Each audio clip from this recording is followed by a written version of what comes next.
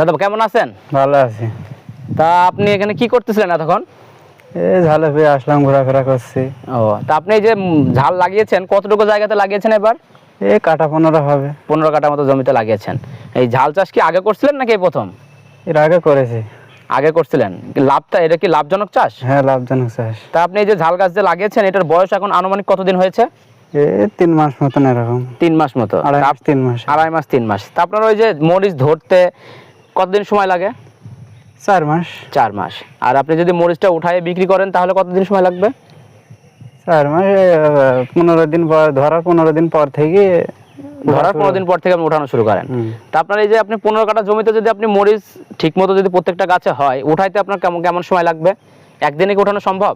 হ্যাঁ, মুনিশ বেশি করে দিলে একদিনে হয়ে যাবে, না হলে 2 দিন লাগবে। মরিচ বেশি লাগলে আপনার একদিনে হয়ে যায়। একদিনে হয়ে যায়। তা আপনার এই যে 15 কাঠা জমিতে আপনার কেমন খরচ হচ্ছে এখন পর্যন্ত?